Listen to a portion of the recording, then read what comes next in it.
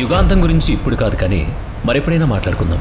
కానీ భూగోళం మీద జీవరాశి సమూలంగా నిర్మూలించబడ్డమే యుగాంతమని అనుకుంటే అది ఇప్పటికీ 5 సార్లు జరిగిందని శాస్త్రవేత్తలు చెప్తున్నారు. కాబట్టి అది జీవనాశనమే తప్ప సంపూర్ణంగా అంతరించిపోవడం కాదు. ఇక్కడ మనం వైజ్ఞానికపరమైన లెక్కలు వేసి చూద్దామా, లేక మన ఆధ్యాత్మిక ధార్మిక విశ్వాసాల ప్రకారంగా జ్యోతిష్య శాస్త్రపరంగా లెక్కించి చూద్దామా అనే సందిగ్ధం అక్కర్లేదంటున్నారు నిపుణులు, విశ్లేషకులు. రెంటినీ సమన్వయం చేసి ఆ సమయాల్ని సరిపోల్చవచ్చంటున్నారు. గత 5 ప్రళయ కాలాల లెక్కలను గణించి రాబోయే 6వ ప్రళయకాలం గురించి లెక్కలు వేశారు. ప్రభుత్వాలు వాటిని వెల్లడి చేయడం లేదని కూడా చెప్తున్నారు.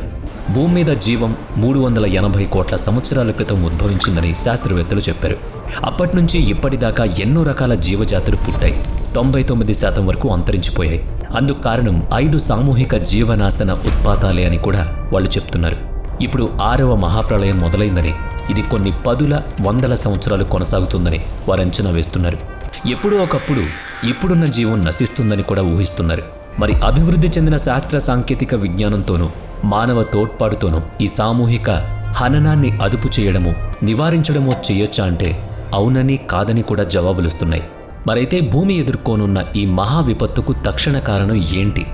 ఎవరు అంటే మనలో ఎవ్వరూ బాధపడకుండా ఒక్కటే సమాధానం, అది మనమే, అంటే మనిషి. అతని విపరీత చేష్టలు అని నిర్ద్వంద్వంగా చెప్పుకోవచ్చు. కేవలం మనిషి అత్యాస, ప్రకృతి పట్ల నిర్లక్ష్యం, సాటి మానవుల పట్ల ద్వేషం, అభిజాత్యం, సామ్రాజ్యవాద దుర్లక్షణాలన్నీ ఉన్న మనిషికి అంగబలం, అర్ధబలం, సాంకేతిక శక్తి తోడై అతని మూలంగానే సమస్త భూమండలానికి వినాశనం దాపురిస్తుందని ఆలోచనపరులు, సామాజికవేత్తలు చెప్తే కొట్టిపారేయలేం. అలా కాకుండా శాస్త్రవేత్తల మాటలు కొట్టిపాడేయడం మాత్రం అవివేకం కదా. కాబట్టి మన వినాశనం కానీ దాన్ని అడ్డుకోవడం కానీ పాక్షికంగా మన చేతిలోనే ఉంది. ప్రకృతికి సహకరిస్తే అది ఖచ్చితంగా మనల్ని కాచి రక్షిస్తుంది. దాన్ని విపరీత పరిణామాలకు గురిచేసినందువల్లే కోవిడ్-19 కరోనా మహమ్మారి మానవాళికి పెద్ద గుణపాఠమే చెప్పింది. కాబట్టి ఇటువంటి మహమ్మారులు మరిన్ని రావచ్చు, భూకంపాలు రావచ్చు, అగ్నిపర్వతాలు బద్దలవ్వచ్చు, కార్చిచ్చులు కమ్ముకోవచ్చు. మీకు తెలుసా, మనం ఫలానా ప్రాంతాలు భూకంప మండల పరిధిలో ఉన్నాయని చెప్పగలిగాం, కానీ ఫలానా చోట ఎప్పుడు ఏ సమయంలో భూమి కంపిస్తుందో మాత్రం చెప్పలేదు.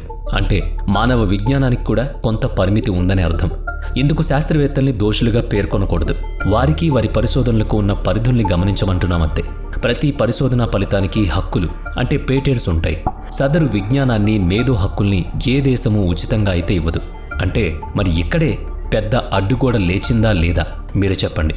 మనుషుల్లో భయం పెరిగి ప్రాణావసరం కోసం డబ్బులు చెల్లించడానికి, లేదా తన వద్ద ఉన్నదాన్ని అయినకాడికి సమర్పించుకోవడానికి సిద్ధపడినప్పుడు మాత్రమే అవసరాల తాలూకు పరిష్కారాల్ని అందుకోగలుగుతాడు. కోవిడ్ మహమ్మారిని ఉదాహరణగా తీసుకుంటే, కోవిడ్ వ్యాక్సిన్లను ప్రపంచవ్యాప్తంగా పంపిణీ చేసిన దేశాల్లో భారత్ అగ్రగామిగా ఉందా లేదా? అగ్రధనిక దేశాలు ముందంజలో ఉన్నాయన్నది మీకే తెలుసు. పెద్ద ఫలితం లేకపోయినా సరే చైనా తయారీ టీకా ముందు ఎక్కువ ధరకు కొనుగోలు చేశాయి కొన్ని బడా దేశాలు. కోవిడ్ పుట్టుక, విస్తరణకు ఆ దేశమే కారణమని ఒంటి కాలి మీద లేచిన అమెరికా గాని, దాని కనుసన్నల్లో నడిచే ఐక్యరాజ్య సమితి గాని ఆరోపణలే చేశాయి తప్పితే నిరూపణ, ఆంక్షలు ఏవి లేవు. కారు ప్రమాదాల నుంచి ప్రజల ప్రాణాలు కాపాడాలనే ఉద్దేశంతో పరిశోధకులు చేసిన general Motors company automatic air bag సాంకేతికతను తీసుకొచ్చింది. అయితే అది కొన్ని కార్లకి పరిమితం. పోనీ ఆ తర్వాతైనా ప్రమాదాలు ఆగిపోయాయంటే లేదు. ప్రజల ప్రాణభయం కంపెనీలకు లాభాన్ని ఆర్జించి పెట్టింది. ఇది ఒక ఉదాహరణ మాత్రమే. అసలు ఒక పరిశోధనకు ఎంతెంత ఖర్చు అవుతుందో తెలుసా? ఆ ఖర్చుకు ప్రభుత్వాలు, కార్పొరేట్ కంపెనీలే నిధులు సమకూర్చగలవు. అన్నిటినీ ఒకే ఘాటన కట్టడము తప్పే గాని ఆయా కార్పొరేట్ కంపెనీలు అత్యధిక పరిశోధనల్ని స్వలాభం కోసమే చేస్తూ ఉంటాయి. గిరాకీ కోసం అవసరాల్ని సృష్టిస్తారు. ఈ ఫలానా ఆవిష్కరణ మీకోసమే, మీ సౌకర్యం కోసమే, మీ అందం కోసమే, మీ ఆనందం కోసమే, మీ జాగ్రత్త కోసమే అని మన మీద నూరి రుద్దిపోస్తారు. ఈ త్రోవలు వ్యక్తిగత స్థాయిలో పరిశోధన చేసే ఉత్సాహవంతులు కూడా ఉన్నారు. కానీ వారి పరిశోధనా ప్రతులు ప్రఖ్యాత పత్రికల్లో ప్రచురణకు కూడా నోచుకోవు. భూకేంద్రక సిద్ధాంతాన్ని కాదని సూర్యకేంద్రక సిద్ధాంతాన్ని ప్రతిపాదించినందుకు సదరు శాస్త్రవేత్త గెలీలియోని సన్మానించలేదు. అతన్ని కటకటాల పాల్చేసిన ఆనాటి సమాజ లక్షణాలు అప్పుడెలా ఉన్నాయో ఇప్పుడు కూడా అలాగే ఉన్నాయి. కాలం మారింది తప్పితే మనుషుల తత్వాలు మారలేదు. మహాఖండంగా ఉన్న పాంజియా భూకంపాల చలనాల మూలంగా ఖండాలుగా విడిపోయిందని చెప్పినప్పుడు సమకాలీన శాస్త్రవేత్తలు అంగీకరించలేదు. భూమి బల్లపరుపుగా కాదు, గోళాకారంలో ఉందని చెప్పిన వాళ్ళని పిచ్చివాళ్లు అన్నారు.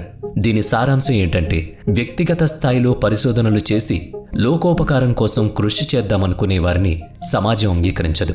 సదరు పరిశోధకుడు ఏ దేశం మద్దతుతోనో, బడా పారిశ్రామికవేత్తల అండదండలతో మాత్రమే తన పరిశోధనలను వెలుగులోకి తీసుకురాగలడు, సామాజిక ఆమోదం పొందగలడు. ఇవి ఎవరి మీద నిందలు కానే కావు. లోకతీరు అలా ఉందంతే. ఇక ఇక్కడ మీకో విషయం చెప్పాలి.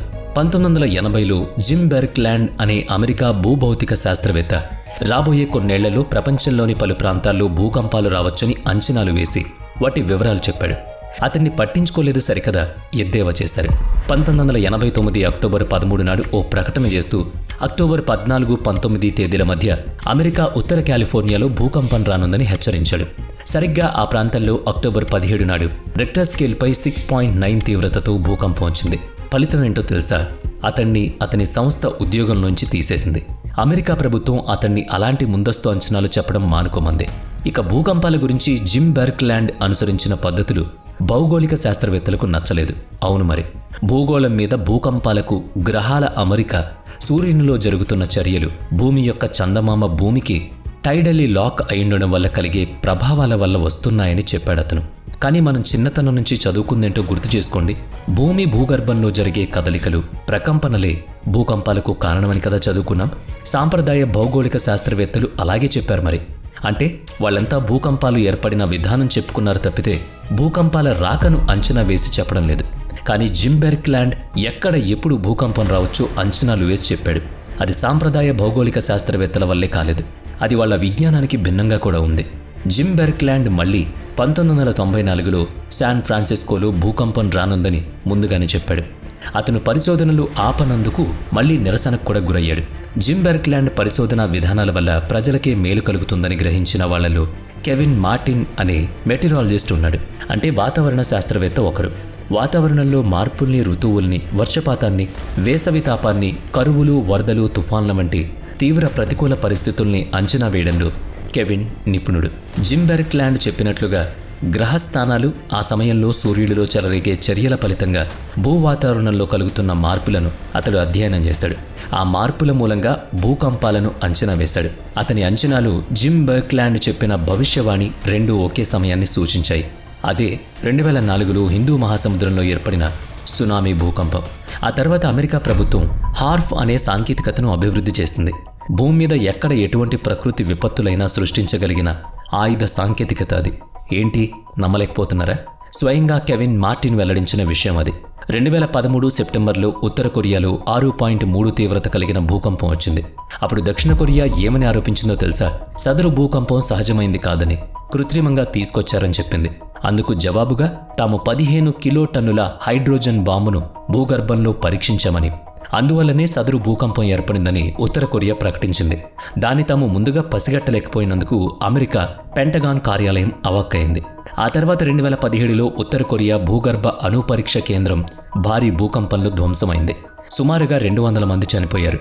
వాళ్లలో చాలా మంది ఉత్తర కొరియా శాస్త్రవేత్తలే. తర్వాత ఉత్తర కొరియా అధ్యక్షుడు కిమ్ జాంగ్ ఉన్ అమెరికాతో శాంతి ఒప్పందం చేసుకున్నాడు. భూకంపానికి అమెరికాతో ఒప్పందానికి సంబంధం ఏంటో ఆలోచించండి. ఉత్తర కొరియా అణుకేంద్రం ఉన్న చోటనే భూకంపం రావడానికి అమెరికా ప్రయోగించిన హార్ప్ ఆయుధమే కారణమని మీడియా చాటింపు వేసింది. పెద్ద సంఖ్యలో తమ శాస్త్రవేత్తలు మరణించడంతో ఉత్తర కొరియా అమెరికాతో కాళ్ల బేరానికి రాక తప్పలేదు. మరి హార్ప్ అనేది అత్యాధునిక ధ్వని తరంగ ఆయుధమని వార్తలు వినిపించాయి. ఇది ఉపరితల వాతావరణం అంటే ఐనోస్పియర్లో అలజడిని సృష్టించగలదు. ఐనోస్పియర్లో మార్పులు పరోక్షంగా భూవాతావరణాన్ని, భూకంపాల్ని ప్రభావితం చేస్తాయని సిద్ధాంతాలున్నాయి. అమెరికా మాత్రం harp high frequency active auroral research ప్రోగ్రామ్ను ప్రజలకు, సైన్యానికి నడుమ సమాచార ప్రసారాన్ని మరింత మెరుగుపరచడం కోసం అని చెప్పింది. అమెరికా ప్రభుత్వం కూడా 1993లో ఒక హై ఫ్రీక్వెన్సీ రేడియో కమ్యూనికేషన్ను తన దేశ ప్రజల కోసం అభివృద్ధి చేసుకున్నామని అమెరికా వంటి పెట్టుబడిదారీ దేశం చెప్పుకోవడాన్ని పలువురు వ్యక్తులు, సంస్థలు, దేశాలు సందేహించాయి. హార్ప్ అధికారిక వెబ్సైట్లో ఉన్న వివరాల్ని నిశితంగా పరిశీలిస్తే ఎన్నో వైరుధ్యమైన విషయాల్ని గమనించొచ్చని పరిశీలకులు వెల్లడిస్తున్నారు. ఐనోస్పియర్లోని శక్తివంతమైన కాంతి కిరణాన్నో, ధ్వని తరంగాన్నో నిరంతరంగా పంపిస్తే అది భూవాతావరణాన్ని, భూగర్భ ప్రకంపనాన్ని ప్రభావితం చేయక మానదని వారంటున్నారు. అమెరికా సైన్యం ఈ ప్రయోగం చేసినప్పుడే అమెరికాలో ఆ ప్రాంతంలో భూకంపమైన తుఫానైనా వచ్చిందని అది కాకతాళీయమని భావించలేమని నిపుణులు చెప్తున్నారు. ఇక అమెరికా ప్రభుత్వం కూడా 1993లో ఆ ప్రాంతంలో తాము ఒక రేడియో టవర్ని నిర్మించామని ప్రకటించింది. దానికైన ఖర్చు మాత్రం $200 నుంచి $300 మిలియన్ అని చెప్పడంతో అమెరికాను అనుమానిస్తున్న వాళ్లే ఎక్కువ.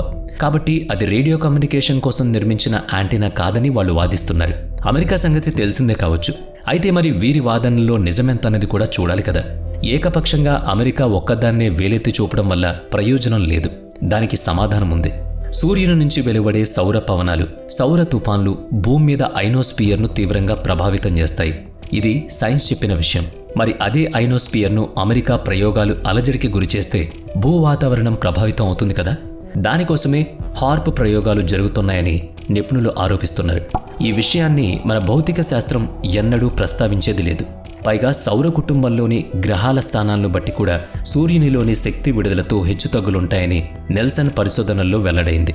అంటే వాటి మధ్య దూరం, అవి ఎంత కోణంలో ఉన్నాయనే విషయాలు ప్రాధాన్యతను వహిస్తాయి. అయితే ఆధునిక భౌతిక శాస్త్రం ఈ అంశాన్ని ఇప్పటికీ బోధించటం లేదు.